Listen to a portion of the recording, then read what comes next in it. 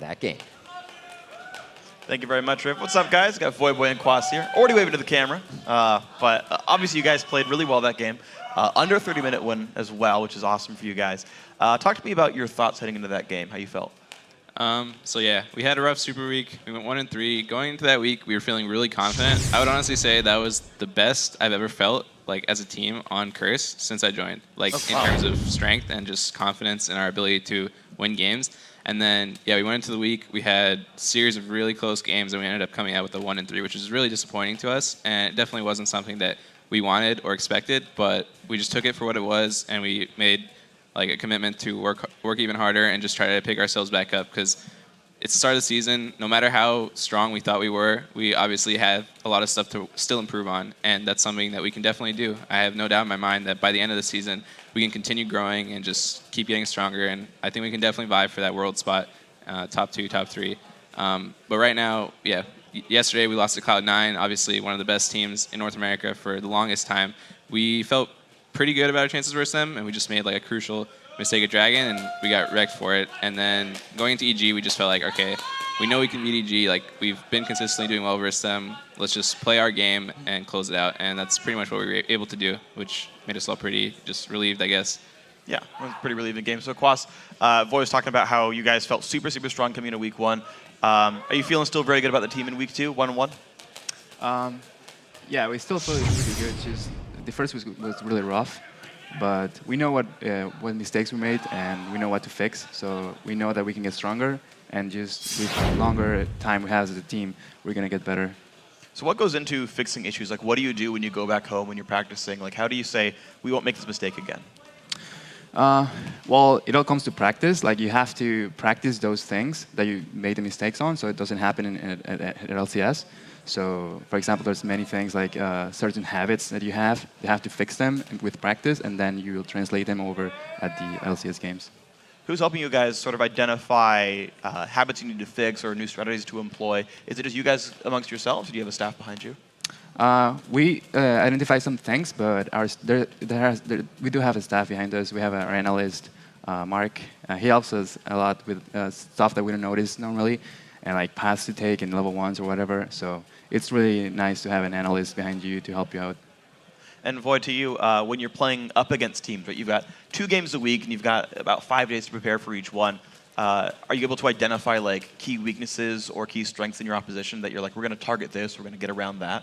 Yeah, we definitely look at like picks and ban patterns, what they prioritize, what we prioritize, and how we can use that against them. It's definitely something that takes a lot of practice. I think Cloud9 is one of the best teams at doing that right now, and for a while they have been. It's something that we've been working on, and it's something that is just crucial to any team's success. So throughout the week, the champions and stuff that you're practicing, what you form your pools around, ideally are going to be composed around countering or doing well against the teams that you're going to be playing against. And when you go into like a playoff scenario or something like that, it's a lot harder. But when you're in the regular season playing best of ones, and for really the exception of Super Week, because you play a bunch of teams anyway, you can prepare pretty well for most of the teams that you're going up against.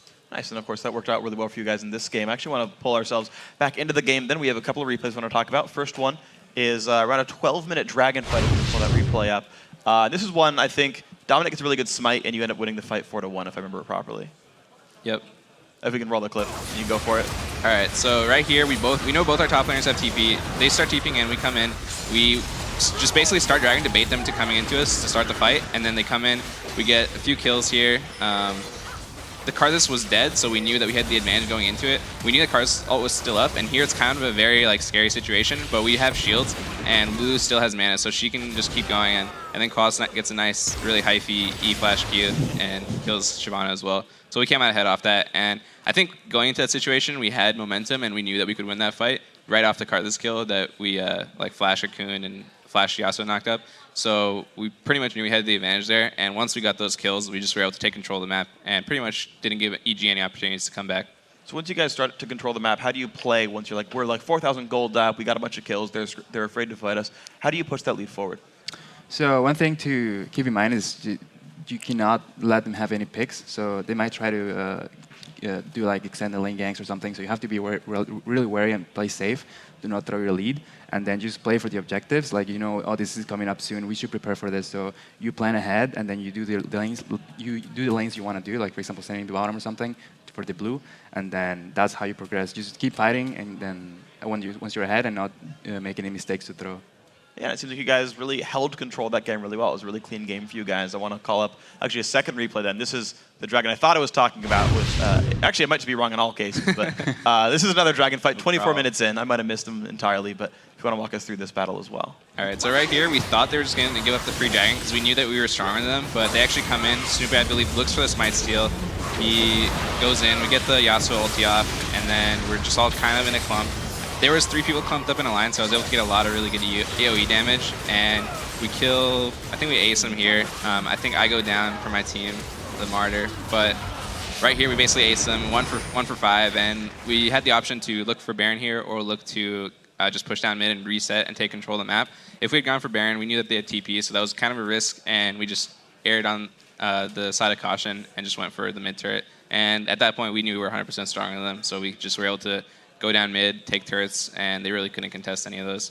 And that worked really well for you guys. I want to talk about the team comp your opponents had, because they've got Jarvan, Karthus, Zyra's on there as well. It's a bunch of like layered area of effect damage, and you're stuck in that sort of a fight. Quas, when you go into a battle against this kind of team, do you try to position yourself a certain way? Do you look for certain kinds of fights? Well, yeah, Lulu top is like way different than other top laners, so I don't have to dive into them because the team comp they has, like Karthus, Zyra, is really good for when you dive into them. So it was really nice to have a Lulu, so I could like stand back, like, see myself to be really fast, and then like E like their support to chunk them or something. So it's important to have. It was pretty good for us to have a high mobility top laner that could provide a lot of utility against our team comp.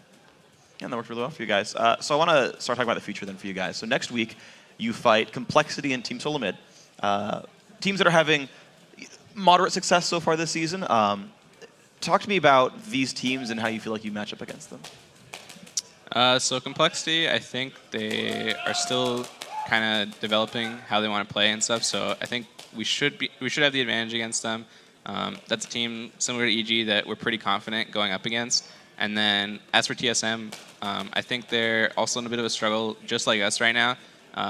We had a really tough nail biter game against them in the first week that could have honestly gone either way. Yeah. So I would say that we are pretty equal strength teams right now, despite our record being really bad, and I think we'll give them a pretty good game. Nice. So last question for you guys then. You guys talked about how good you felt in week 1, how close the games were, and they were. You guys nearly actually 4-0 in Super Week.